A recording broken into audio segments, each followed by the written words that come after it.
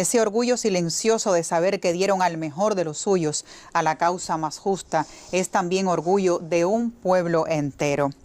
Ante ustedes, ante el pueblo, reafirmamos que si algo ha demostrado esta dolorosa página de la historia es que el imperialismo podrá tener armas sofisticadas, podrá disponer de inmensas riquezas materiales, podrá comprar la mente de los vacilantes, pero hay algo que jamás podrá comprar, que es la dignidad del pueblo cubano. Los pueblos no se hacen grandes por sus riquezas materiales, sino por su capacidad de mantener viva la memoria de sus héroes. Nosotros jamás los olvidaremos. Cuba no olvida a sus héroes.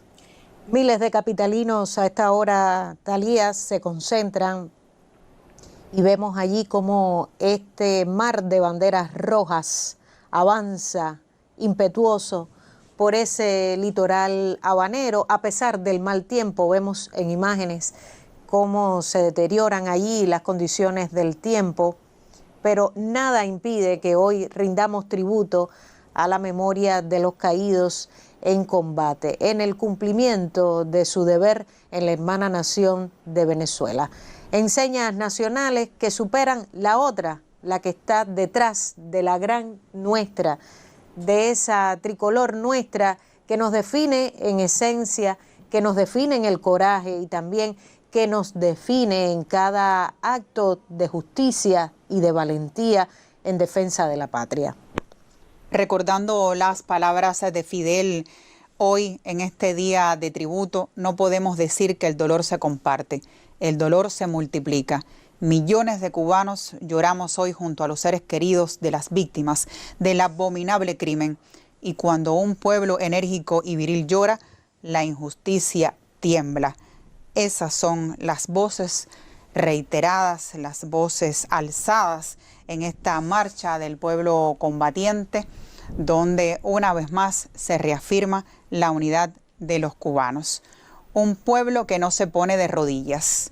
Aquí no se rinde nadie y no podríamos mencionar en la televisión la otra palabra, pero todo el mundo en Cuba lo entiende y es esa decisión de batallar hasta el final.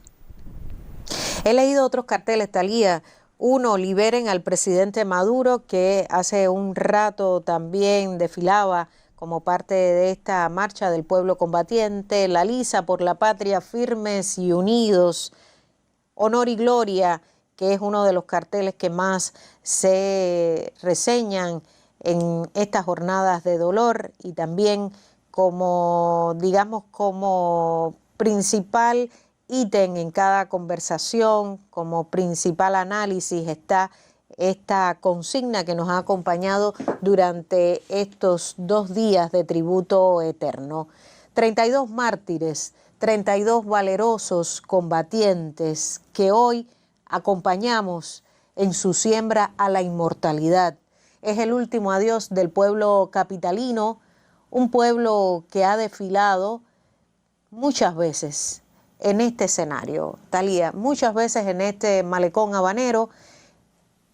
Y hoy lo ha hecho con mucha solemnidad, con firmeza, pero con mucha solemnidad, demostrando que aquí no hay miedo. Son muchas las amenazas que se ciernen contra Cuba en estos momentos por parte del gobierno estadounidense, dispuesto siempre a conversar, a dialogar, pero sin condicionamientos. Te decía, frente a la tribuna antiimperialista, aquí centro de mando, digamos, de esta nueva administración de Estados Unidos, y aquí con muchísimo coraje y con muchísima cubanía, los capitalinos expresan que estos 32 cubanos pusieron en alto el nombre de la patria y supieron encarar, también supieron encarar con su honor, hasta con su propia vida, como lo sabemos, a estos cobardes e ilegales secuestradores del presidente de Venezuela. Son momentos de tristeza, de luto, es también una muestra de admiración, pero de profundo dolor, de hondo dolor ante la pérdida de estos héroes caídos en combate. Viva Cuba, en favor de la soberanía y la independencia. Son las consignas que escuchamos en esta marcha del pueblo combatiente, porque ellos seguirán marchando al frente de cada batalla, acompañando a cada joven decidido a servir a su pueblo, inspirando a cada hombre y mujer que no se resigna ante las injusticias, dándole fuerza a todo revolucionario que sepa levantarse después de cada golpe. Esos son los 32 héroes cubanos caídos en combate para este pueblo que ha salido desde bien temprano a las calles habaneras en el Malecón para patentizar la decisión de Cuba también de seguir denunciando el genocida bloqueo de Estados Unidos contra Cuba, que dura más de 6 décadas y que es máximo responsable de todas las carencias, de todas las situaciones por las que hoy atraviesa nuestro país, en una crisis económica que el pueblo cubano sufre todos los días y que batalla en muy complejas condiciones por salir adelante, por hacer la vida cotidiana, por hacer la vida más llevadera. A pesar de todas esas situaciones que vivimos hoy los cubanos, ahí está el pueblo para patentizar su decisión de defender a Cuba. Ya aparecen, Thalía, en los medios nacionales las primeras historias personales de quienes hoy están concentrados en esta movilización, de algunos jóvenes también. Algunos incluso referían a los reporteros, a nuestros colegas: vengo por mi abuelo que me enseñó que la dignidad no se negocia. Ana Lauren es una joven estudiante de medicina que expresaba esto hace algunos momentos a un colega de Cuba Debate.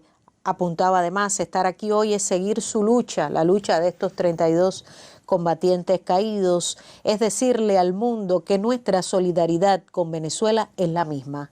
Y aparecen estas primeras impresiones también. Dayanis, una maestra primaria de Plaza: estoy aquí porque el ataque contra ellos es un ataque contra toda nuestra América. Marcho para que mis alumnos mañana entiendan qué hubo, quiénes fueron, quienes no se cruzaron de brazos ante la injusticia. Testimonio de una maestra cubana también muy sentido en este minuto. Como sentidas son las imágenes al inicio de este acto, durante la conmemoración que rendía tributo hace solo unos minutos antes de este despliegue de pueblo. Bueno, pues veíamos también las imágenes del niño que pierde a su padre, a su eterno mentor en estas jornadas, víctimas de este acto cruel de terrorismo perpetrado por Estados Unidos contra la revolución bolivariana. Son imágenes que no tienen otra descripción que el de estamos con ustedes en este momento. El pueblo los acompaña en su dolor infinito y, por supuesto, la reafirmación de que su legado no será en vano, de que su obra no fue en vano. Ahí también, Gisela, junto a nuestros jóvenes representantes de la Federación Estudiantil de la Enseñanza Media, de la FEU, las universidades, jóvenes trabajadores, están representantes del movimiento deportivo cubano con sus uniformes que simbolizan los colores de la bandera cubana, tantas veces enaltecida en podios nacionales e internacionales. Esa decisión del pueblo cubano de levantar su dignidad por sobre todas las cosas, y también es una batalla por la libertad, por la independencia, por la defensa de nuestra América, que ha tenido que resistir y batallar contra los embates imperiales durante más de 2 siglos. Nuestros pueblos siguen siendo amenazados, pero siguen esperanzados de poder preservar los sueños de sus libertadores, de sus héroes, para defender el derecho a la vida, a la libertad y la búsqueda de la felicidad. Ni olvidados ni muertos. En un cartel expresada esta frase del poema que dedicara nuestro apóstol nacional al enterarse del horrendo crimen del asesinato a los 8 estudiantes de medicina. Ni olvidados ni muertos, nuestros hermanos en esta hora. ¡Abajo el imperialismo!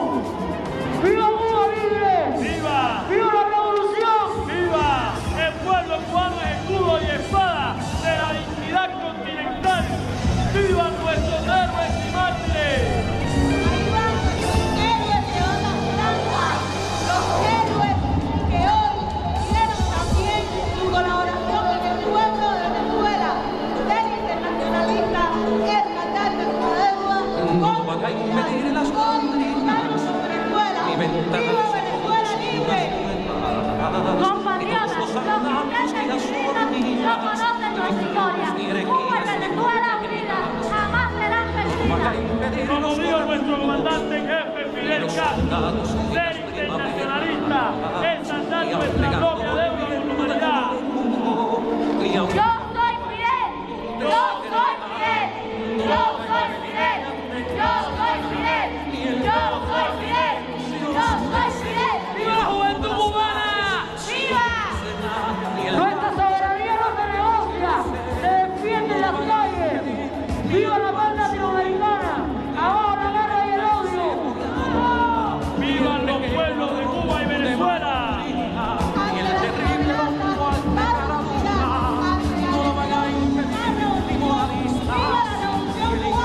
¡Viva! ¡Abajo el imperialismo! ¡Hasta la victoria siempre!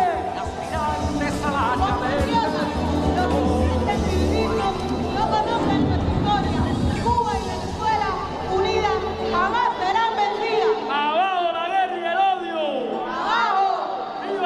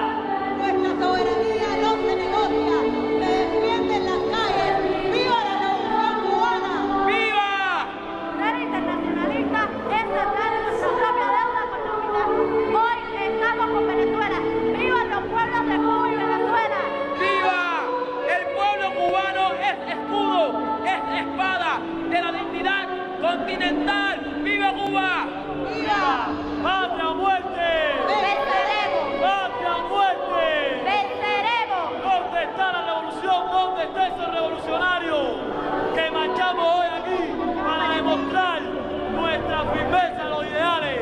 ¡Viva la Revolución Cubana! ¡Viva! Alcemos esa bandera como si fuera hoy un 1 de mayo de un domingo. El dolor no se combate, el dolor se multiplica. Millones de cubanos lloramos hoy junto a las víctimas de la abominable injusticia. Cuando un pueblo enérgico y vil llora, la injusticia tiembla. Compatriotas, los que intentan dividirnos no conocen nuestra historia. Cuba y Venezuela unidas jamás serán vencidas. ¡Abajo la guerra y el odio! ¡Hasta la victoria siempre! Quien intente apoderarse de Cuba recogerá el polvo de su suelo activado en sangre si no perece en la contienda. La revolución cubana no será jamás presa del imperialismo. ¡Abajo el imperialismo! ¡Abajo! ¡Abajo el bloqueo! ¡Abajo! Nuestra soberanía no se negocia, se defiende en las calles. ¡Viva la revolución! Esta marcha del pueblo combatiente ha sido una muestra de que en Cuba nuestra determinación de luchar es firme e inclaudicable. Los cubanos pertenecen a la estirpe de los que no se doblegan ni se dejan vencer, porque nuestros héroes merecen el honor y la gloria.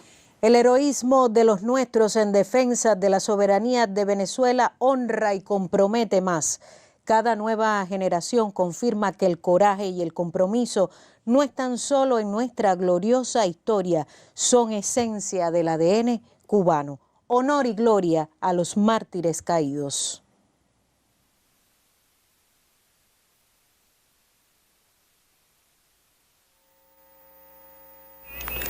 Una tribuna antiimperialista llena de pueblo acogió esta mañana la Marcha del Pueblo Combatiente como reafirmación del compromiso con la patria y póstumo homenaje a los héroes cubanos caídos en el cumplimiento del deber en la República Bolivariana de Venezuela. Luego de transmitido este acto, llegamos al final de nuestra emisión en la que hemos abordado diversos temas del panorama nacional e internacional.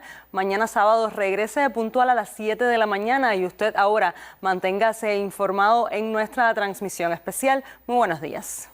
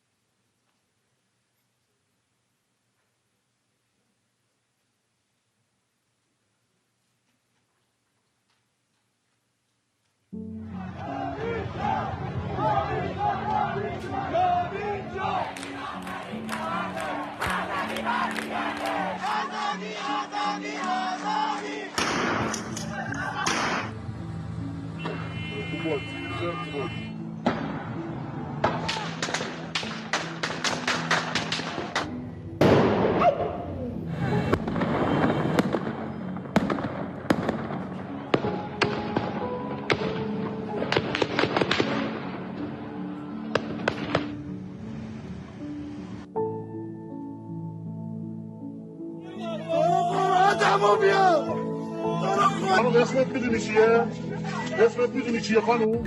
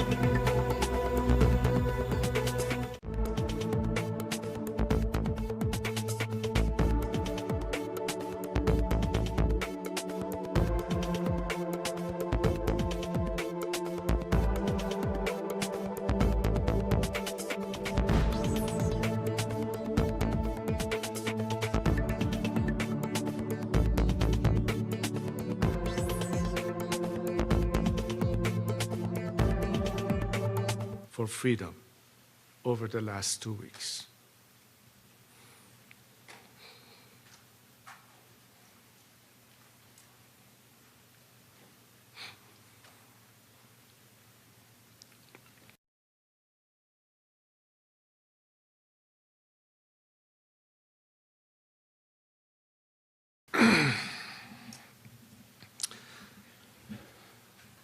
The truth is now undeniable.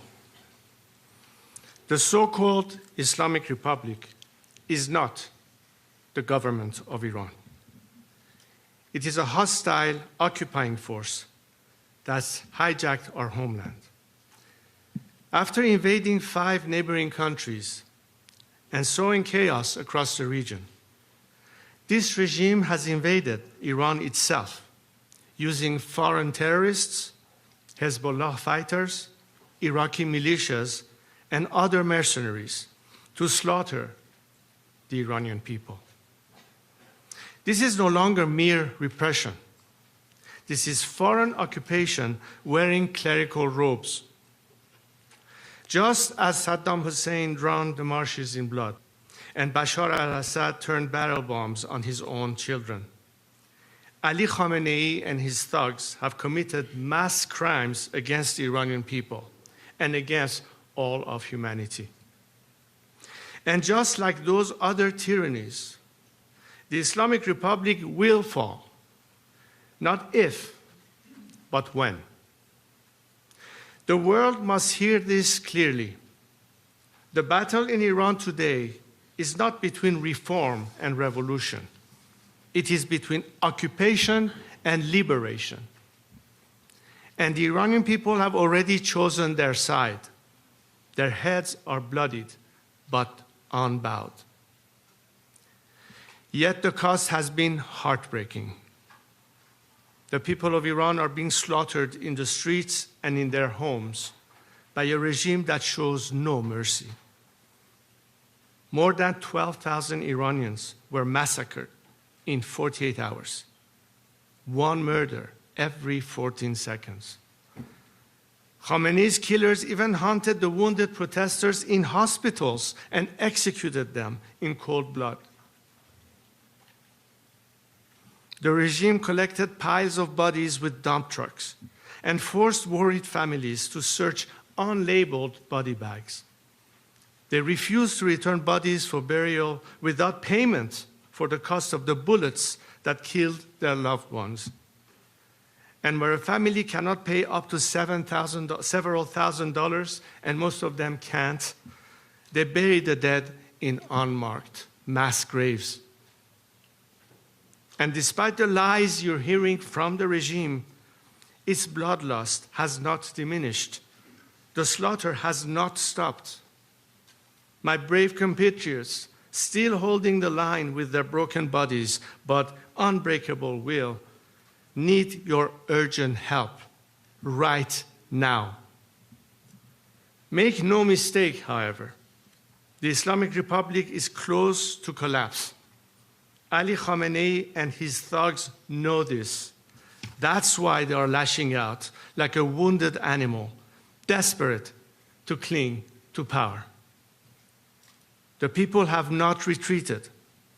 Their determination has made one thing clear. They are not merely rejecting this regime, they are demanding a credible new path forward. They have called for me to lead.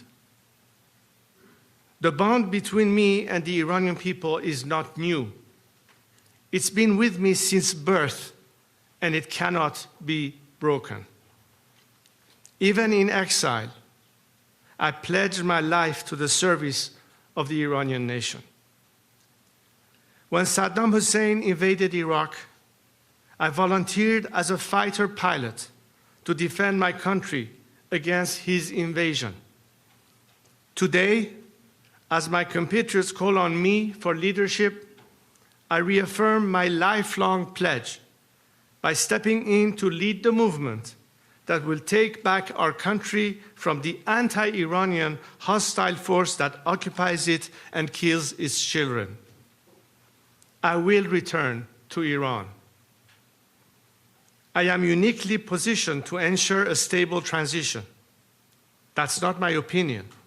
That's the verdict delivered loudly and clearly by the people in the face of bullets. Large sections of the army and security forces have already refused to participate in the killing of civilians. They have whispered their loyalty to me. Tens of thousands have already signaled their readiness to defect, and this process has been underway for months. What's clear is both the public and members of the military see me as a national figure who can unite all opposition forces from every background, ethnicity, Republican and monarchist, right, left, and everything in between. I have a comprehensive plan for an orderly transition, which is ready to be implemented immediately. The Iranian people are taking decisive actions on the ground. It is now time for the international community to join them fully. Today, I ask the world to do 6 things. First, protect the Iranian people by degrading the regime's repressive capacity, including targeting the Islamic Revolutionary Guard leadership and its command and control infrastructure. Second, deliver and sustain maximum economic pressure on the regime, block their assets worldwide, target and dismantle their fleet of ghost tankers. Third, break through the regime's information blockade by enabling unrestricted internet access. Deploy Starlink and other secure communications tools widely across Iran, and conduct cyber operations to disable the regime's ability to shut down the internet. Fourth, hold the regime accountable by expelling its diplomats from your capitals and pursue legal enforcement actions against those responsible for crimes against humanity. Fifth, demand the immediate release of all political prisoners.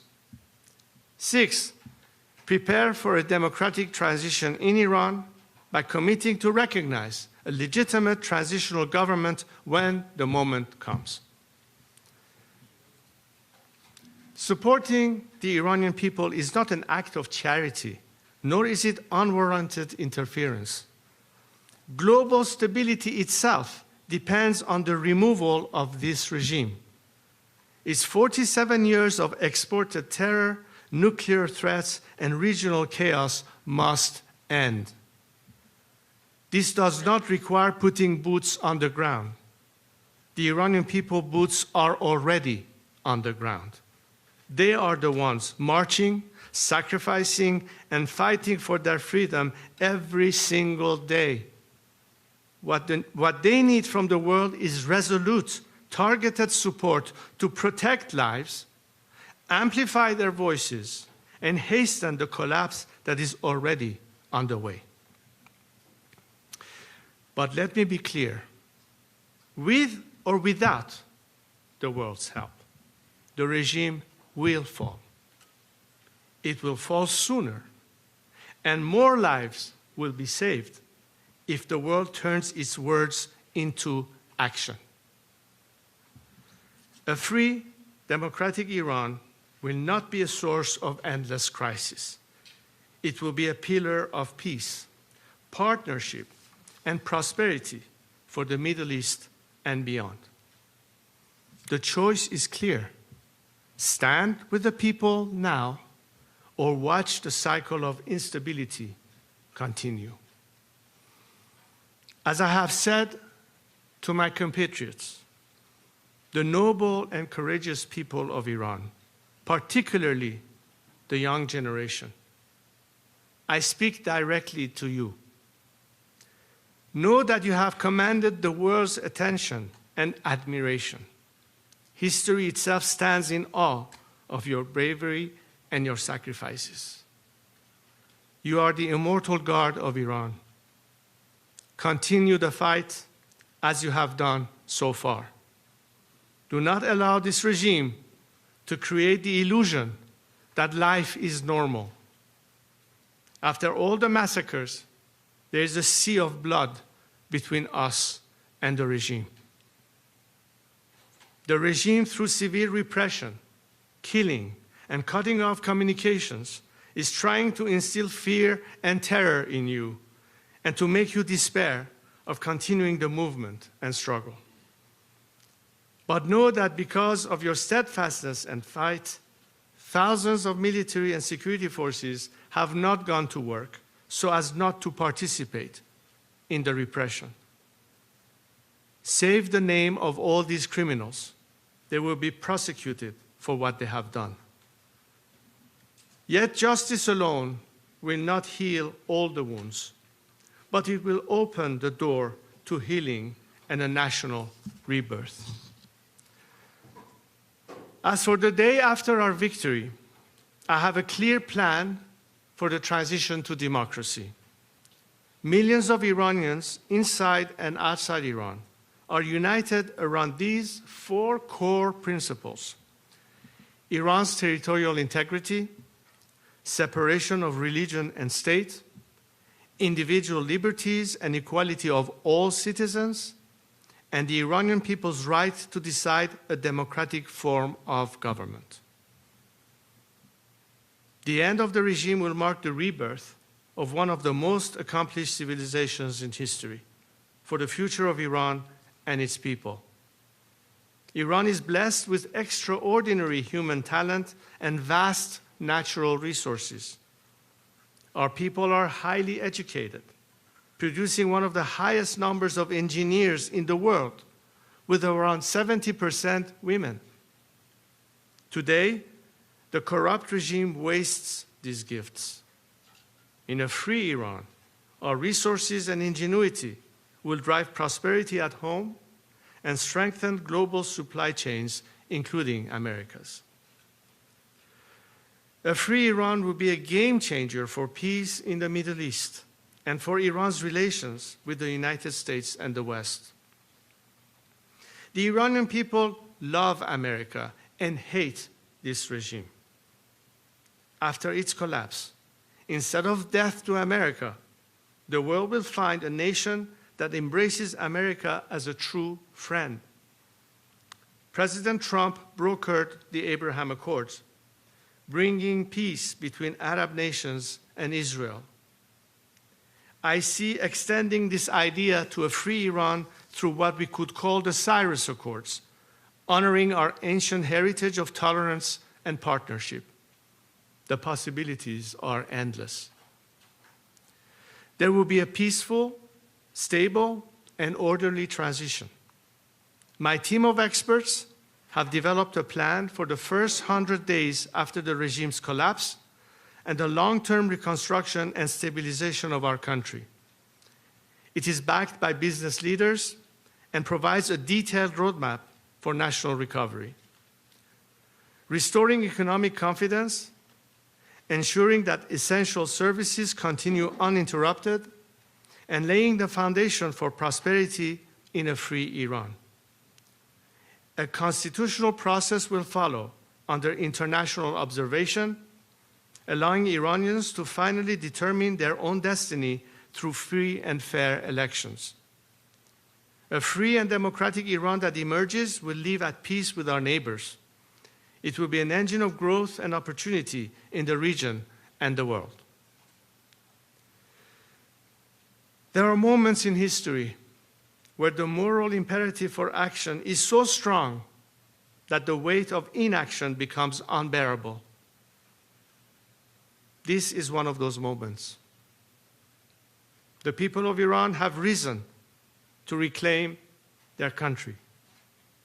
History will honor those who stand with them. Long live Iran. Thank you.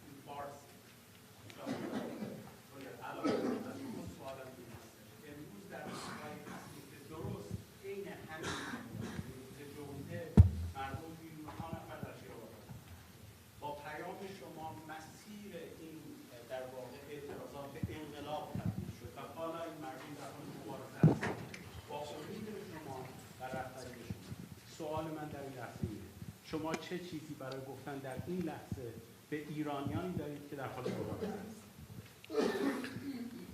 دیدیم که همیهنانمون با شهامت و شجاعت و با اتحاد و جمعیت میلیونی در خیابانها باعث عقب نشینی نظام شدند، به حالی که رژیم مجبور شد دست به سرکوب وحشتناکی بزنه و اون هم با استفاده از عوامل بیشتر خارجی تا عوامل خودش که خیلی حاضر نشدن برای سرکوب سر کار بروند. این نمونه و علامتی است از قدرت مردم و ضعف نظام. البته ما اکنون مواجه با شرایطی هستیم که نیاز به کمک هم داریم و برای همین هست که من به جامعه بین‌المللی هشدار میدهم که اگه بخواید جلوی جنایت بیشتری رو بگیرید، اگه بخواید جان کمتر افراد از بین برود و این حکومت زودتر سقوط کند به نفع آزاد شدن مردم ایران، بهتر است که سکوت را جایگزین عمل بکنید و فراتر از صحبت و سخن عملاً از این مردم حمایت بکنید که یک فرصت واقعی برای پیروزی نهایی داشته باشند.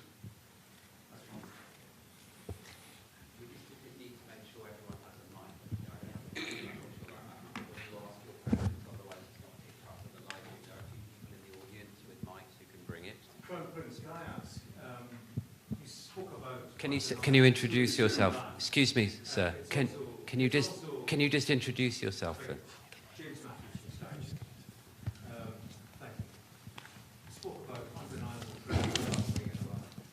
It's also an undeniable truth that when your father ran the country, there were executions, there was torture, there was secret police.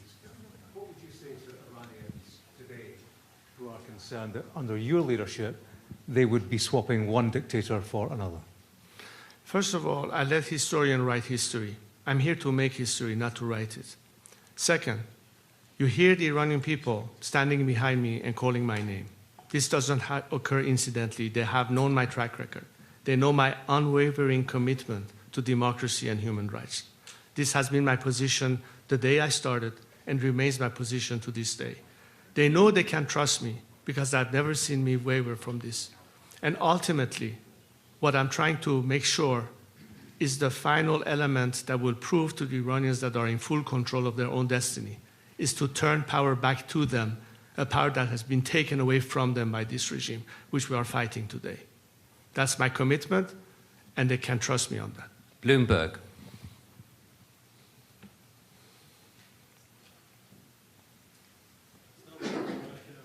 No, I've called Bloomberg, please. Is a gentleman or lady from Bloomberg?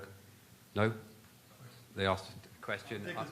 No, Reuters, please. Oh, there's a microphone just coming. Thank you. Hi, I'm Riley Johnson from Bloomberg. Are you having any further conversations with Witkoff or the Trump administration?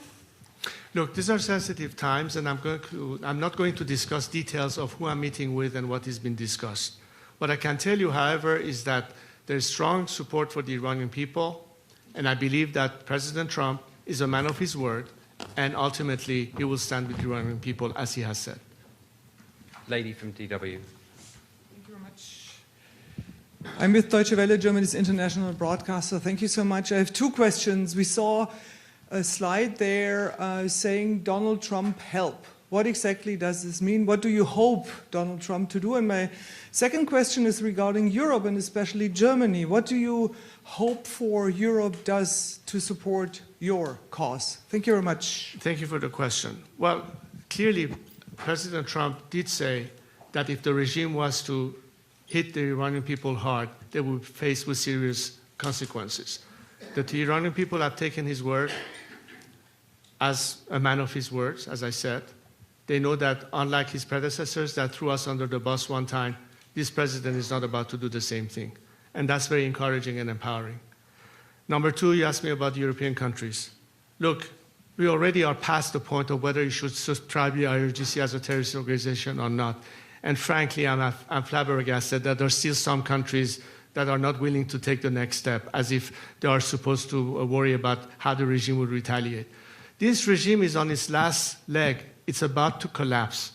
And I think the world, especially the democratic free world, that champions freedom and human rights and equality of citizens, at the face of this regime brutal repression should act now. I called for them to start acting as opposed to talking. We need your help. We need your action. We need to take all the steps that I've indicated in my opening remarks, all those 6 elements. Anything that can be done in that direction is a moral boost, and beyond moral boost, an actual act of support for a defenseless society and civilians that, as you can see, have been treated in the worst possible way. And the only hope they have is that their fight for freedom, their sacrifices, will be less loss of life based on your action to expedite this regime's collapse. That's what the Iranian people are expecting from you. And let me reiterate, as I said again, we're not waiting for you to act to continue our fight. We are. But imagine how much more we can protect more innocent lives from dying by acting and helping us today. These are critical moments that are game changers, not just for us Iranians, but for the whole world. This is what we need from you, so help us. Reuters. Microphone over here, please. Thank you. Himeira Pamuk from Reuters. In an interview a couple of days ago, President Trump actually expressed some doubts about your support inside Iran. How are you planning to win him over, convince him that you do have the support that you say you do? Also, you're talking about thousands of potential defectors, but the IRGC and other forces have hundreds of thousands. So how are you going to assert your control over this establishment? And are you anytime soon going to meet with President Trump? Are you making an active effort? Thank you. President Trump has said that it's up to the Iranian people to decide, and I totally agree. I've always said it's for the Iranian people to decide. And I think the Iranian people have already demonstrated in great numbers who it is that they want them to lead to this transition. So I'm confident that I have the support of my compatriot, and it's for the international leaders to assess the fact on the grounds and see who is capable of doing that. I believe I can, and I have the Iranian people's support. And of course, if anybody in the world is willing to help the Iranian people achieve that goal, that's what I'm trying to do, to help them liberate themselves and attract as much support as I can internationally to be behind the Iranian people this time and on the right side of history. Now, as far as the defection goes, this campaign has started months ago.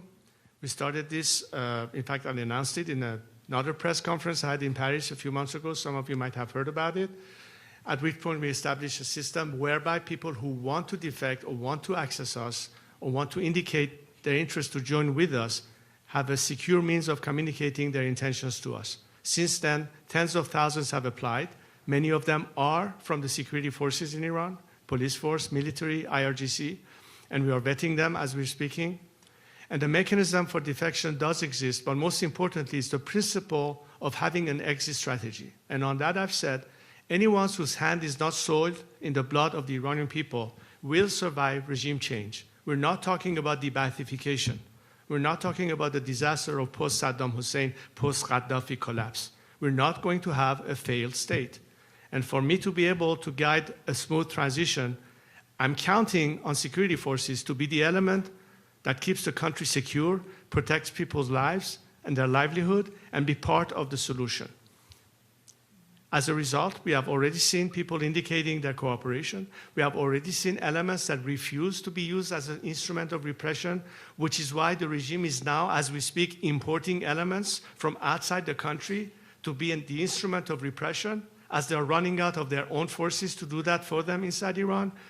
And all of this is the indication of the beginning of that collapse. Hopefully, by more support from the outside world, by a determined strike on the regime's elements that are the instrument of repression, as I stated in my opening remarks, in my opinion, that will expedite the process and will also increase the number of defections to be more rapid, so that we are not faced with remnants and pockets of resistance as much as possible. There's never going to be 100% defection, but there comes a point where the regime sees it's futile, and then Khamenei will be joining Bashar in Moscow, and we'll be rid of him. This gentleman here.